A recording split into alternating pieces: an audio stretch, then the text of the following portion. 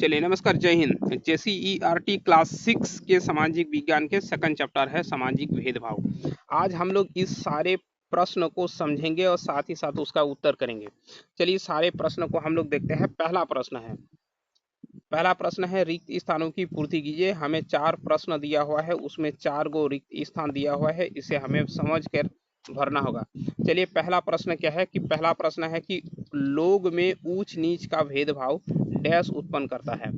मतलब किसी को छोटे बड़ा, कमजोर, मजबूत ऐसे समझना है जो होता है। ये क्या उत्पन्न करता है, तो ये हमें सामाजिक असंतोष उत्पन्न करना है। इस डैश में हमें भरना है। क्वेश्चन नंबर टू में कहता है कि किसी को कंजूस मानना डैश है। इसी तरह से किसी के ऊपर हम लोग इस तरह से धारणा पाल लेते हैं, उसको पूर्वाग्रह कहा जाता है। तो किसी को कंजूस मानना हम यहाँ पे लिखेंगे पूर्वाग्रह है। चलिए नेक्स्ट देखिए, डैश हमें लोगों के विशिष्ट गुणों को देखने से रोकता है। तो रूढ़िवाद धारणा जो है, हम किसी की अच्छाई को देखने से हमें रोक लेता है, इस धारणा को कहा जाता है रूढ़िवाद धारणा।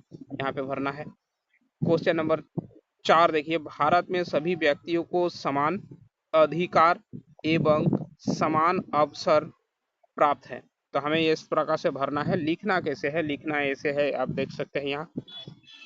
तो लोगों में ऊंच नीच भेदभाव सामाजिक असंतोष उत्पन्न करता है। दूसरा, किसी को कंजूस मानना पूर्वाग्रह है।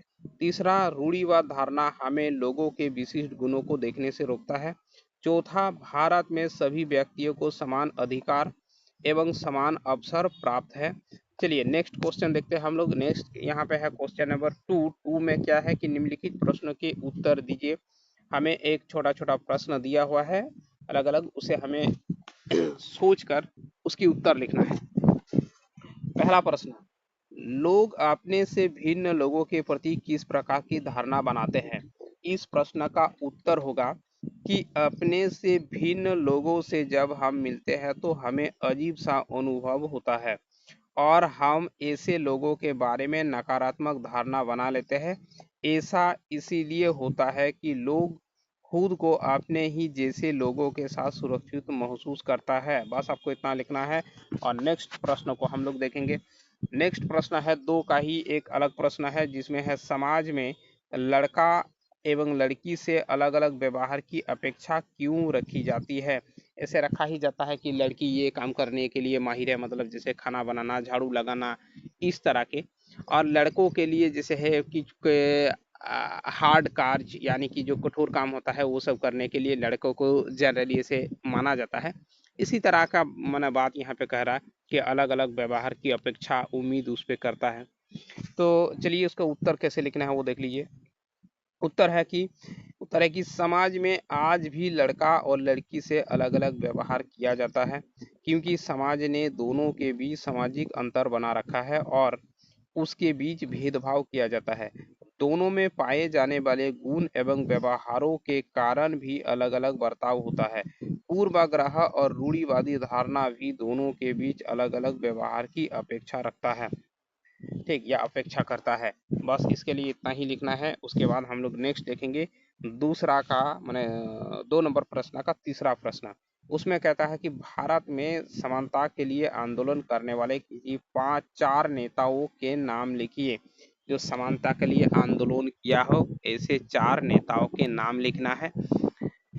तो उत्तर लिखना है कि भारत में समानता के लिए आंदोलन करने वाले 4 नेताओं के नाम इस प्रकार है। पहला राजा राममोहन राय, दूसरा स्वामी दयानंद सरस्वती, ज्योति राव फुल्ले हो गया तीसरा, और चौथा नाम लिख देना है ईश्वर चंद्र विद्यासागर। आप इसमें क्रम मैटर नहीं करता, आप किसी भी क्रम में 4 जन का नाम लिख सकते हैं। चलिए हम लोग देखेंगे आगे। आगे क्या प्रश्न है कि पूर्वाग्रह किस प्रकार सामाजिक भेदभाव उत्पन्न करता है। इसकी उत्तर आपको लिखना है क्या कि पूर्वाग्रह भी सामाजिक भेदभाव उत्पन्न करने में सहायक होता है। यह भेदभाव स्त्री पुरुष एवं विभिन्न लोगों के बीच होता है। जीवन स्तर भी भेदभाव उत्पन्न करता है। जब किसी व्यक्ति या समुदाय के प्रति एक निश्चित छवि बना लेते हैं और उसी का अनुसरण कर व्यवहार करते हैं, यही विचारधारा भेदभाव उत्पन्न करता है। अपने को बड़े दूसरे को छोटा मान लेना भी भेदभाव है। यह धारणा लोगों की गुणों की अवहेलना करता है और नकारात्मक सोच उत्पन्न करती है। चलिए ये इस तरह से हमें उत्तर लिखना है। इसके बाद हम लोग देखेंगे क्वेश्चन नंबर 5। 5 में कहता है कि विभिन्न प्रकार के सामाजिक अंतरों को समझाइए या बताइए। उत्तर विभिन्न प्रकार के सामाजिक अंतर निम्नलिखित है। किस प्रकार से सामाजिक अंतर पाया जाता है? तो आप देख सकते हैं कि एक है लैंगिक भेदभाव, लड़का लड़की, महिला पुरुष। उसके बाद भाषाई भेदभाव, भारत में बहुत कई तरह की भाषाएं बोली जाती है। जातिगत भेदभाव, यहाँ पे अलग अलग जाति के लोग भी रहते हैं। धर्म आधारित भेदभाव, यहाँ पे अलग अलग धर्म के लोग भी रहते हैं। और शारीरिक बनावट के आधार पर भेदभाव इत्यादि।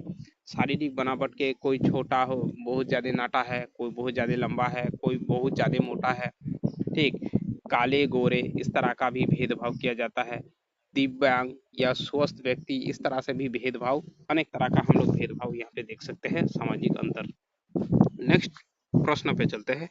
नेक्स्ट 3 नंबर में दिया हुआ है कि पूर्वाग्रह एवं रूढ़िवाद धारणा में कोई दो अंतर। पूर्वाग्रह क्या है, रूढ़िवाद धारणा, ये दो एक जैसा ही है लेकिन फिर भी दोनों में अंतर है। उस अंतर को हम लोग समझेंगे।